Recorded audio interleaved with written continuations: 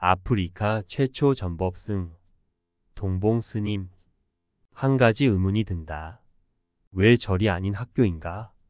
동봉스님이 주지로 있는 서울 종로 대각사로 향했다. 대각사는 3.1운동 민족 대표이자 한국 불교의 생활화 지성화 대중화를 주도했던 대선사 용성 스님이 세운 사찰이다. 일본 경찰에 붙잡혀 재판받는 법정에서도 앞으로도 이런 기회가 주어진다면 또 독립운동을 할 생각이라고 일갈했던 스님은 추록 후 화엄경 80권을 한글로 번역했는데 이는 불경 구격 사업의 신호탄이었다. 어린이 포교, 일요학교 설립, 시민선방 개설 등 선의 대중화에도 선도적 역할을 담당했다. 용성 스님의 유지를 올곧이 품고 전하는 사찰이 대각사다. 동봉 스님은 2017년 11월 대각사 주지로 취임했다. 고 이태석 신부님과의 인연에서 시작됐습니다. 아프리카 수단 남부의 톤즈라는 마을에서 한센병 환자를 돌보았던 이태석 신부는 지금도 수단의 슈바이처로 추앙받고 있다. 이태석 신부의 청으로 케냐 나이로비에서 만났다.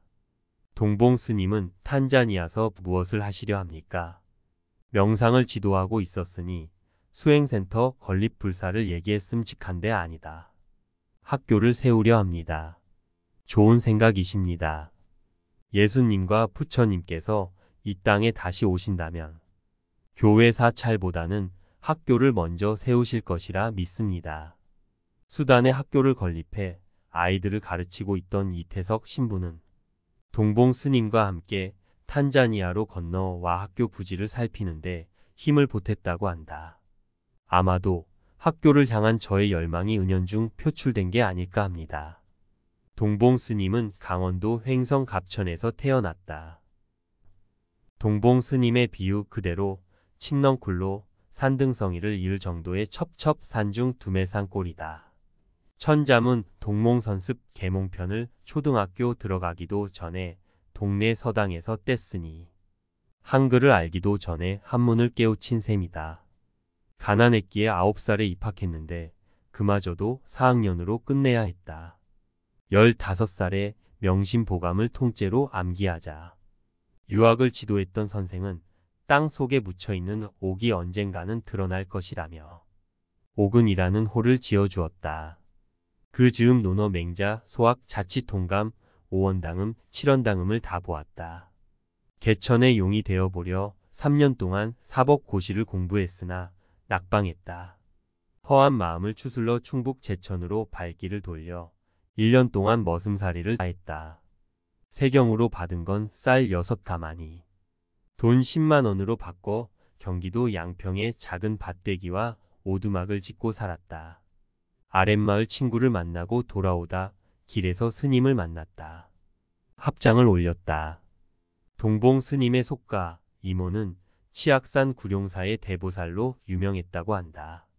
이모 집 벽장 속에는 법화경, 유마경, 팔상록 등의 다양한 불교 서적이 꽂혀 있었는데 지식에 목말랐던 청년은 모조리 읽어버렸다. 자넨 중이 될 상이야. 중이 안 되면요? 주어진 삶을 다 살진 못할게요. 출가하면 공부할 수 있나요? 그럼 매일 공부하지? 꽃망울 터지는 이른 봄 구룡사로 들어가 삭발했다. 등산객과 참배객의 발길이 잦아 해우소 청소는 하루에도 몇 번씩 해야 했지만 기꺼운 마음으로 임했다. 도량 내 잣나무 심고 가꾸는 일도 행자 몫이었으니 수령 40년 잣나무는 거의 다 동봉 스님의 손길이 닿은 나무들이다. 사흘 밤낮을 한자리에서 미동도 하지 않고 연불산매에 들 만큼 정진의 힘은 남달랐다. 큰 산에 거목이 서 있다고 했다. 절에서 만난 선배 도반의 권유로 그해 가을 해인 총림으로 발길을 돌렸다. 조계종 종정과 해인 총림 방장이었던 용탑 선원 조실 고암 스님 앞에 앉았다. 구룡사에서 행자 생활을 했다고. 한문도 꽤 밝다고 들었네. 용성 큰 스님의 사리탑 비문을 읽을 수 있겠나? 사흘 후에 보자고. 사흘 뒤 번역한 비문을 들고 고암 스님을 배웠다. 고암 스님은 용성 스님의 오도송을 짚었다. 금오산에는 천년의 달빛 어리고 낙동강에는 만리의 물결 일렁이네. 고기잡이 배여 어디매로 갔는가? 묵은 갈대꽃만 바람에 흔들릴 뿐. 묵은 갈대꽃만 바람에 흔들릴 뿐이라. 용성 스님도 그리 말씀하셨는데 딱 맞았네. 고암 스님은 그 자리에서 정유라는 법명을 내렸다. 동봉은 은사 스님이 내린 법호다.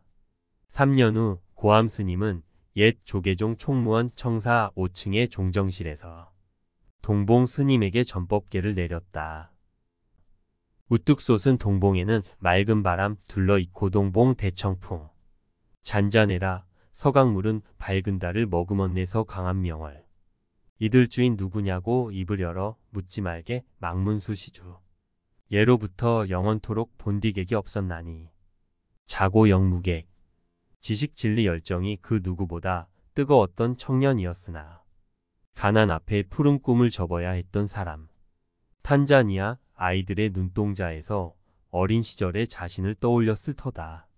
조계종이 세운 건 보리가람 농업기술대학이다. 법인명의 보리가람을 학교 이름 앞에 내세운 건 동봉 스님의 뜻을 헤아려 있겠다는 무언의 의지일 것이다. 동봉 스님은 동아프리카의 탄자니아에서 52개월을 머무르며 말라리아 구제 활동을 펼쳤다. 아프리카 대부분의 나라가 그렇듯이 탄자니아도 식량 부족 국가입니다.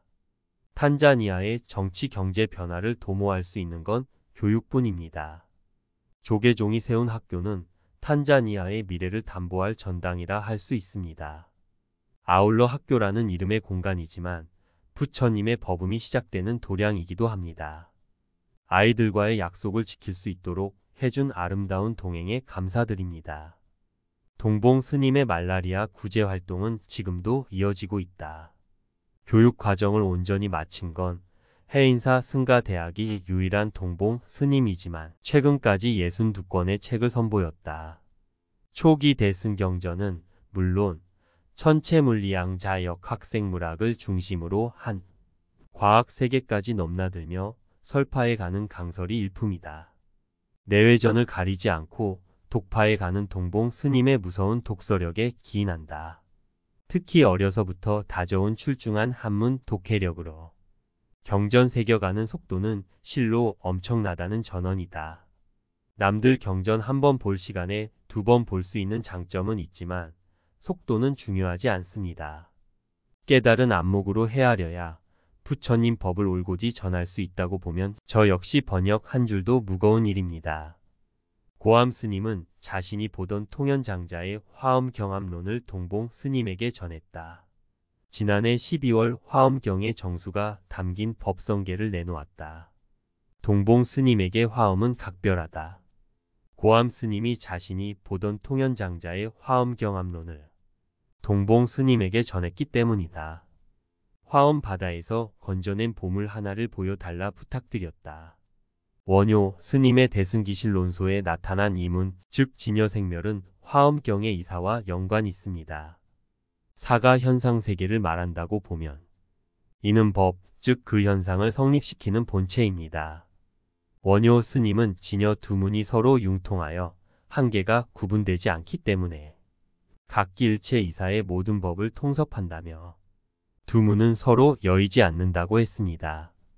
화엄경에서도 본체와 현상은 둘이 아니라 하나이고 걸림없이 서로 의존하고 있다며 이 사무예를 설파하고 있습니다.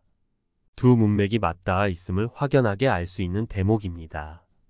파도가 생멸이고 사라면 바다는 진여이며 이라는 얘기이다. 그리고 바다가 파도이고 파도가 바다라는 진리를 일깨우고 있다. 다만 이 도리는 깨달은 사람 혹은 정각의 눈으로 볼 수 있는 각자만이 현실의 삶에서 실천할 수 있다고 봅니다. 저는 대각사 신도님들에게 일단 파도, 즉 사에 초점을 맞추라 합니다. 현실현상 지금의 방점을 찍는 겁니다. 욕심을 버려라. 맞는 말입니다. 그러나 중생의 삶에서 욕심이 아예 없다면 공동체는커녕 제 어깨에 올려진 삶의 무게도 감당하기 어렵습니다. 다만 불자라면 자신에게만 치중할 수 있는 욕심을 최대한 선심공심으로 돌려놓으려 노력해야 합니다. 정토는 여기서 시작된다고 저는 확신합니다. 내면에서 일어나는 감정은 모두 나쁜 게 아니다. 어떻게 쓰느냐가 관건이다. 번뇌조차도 버리려고만 하지 말고 정각으로 돌리라는 이론과 맥을 같이 한다. 소셜미디어를 통해 전하는 기포의 새벽 편지는 2019년 2월 22일로 1500회를 맞이했다. 대중에게 전하고 싶은 메시지를 부탁드렸다. 제 앞에 앉아있는 당신이 부처입니다. 킬리만자로 수행 여정에서 명징하게 확신한 이론임에 분명하다. 아프리카 최초의 전법승 동봉 스님이 품어온 저법에 의해 서울 대각산은 설산보다 더 빛나는 산으로 우뚝 설 것이다.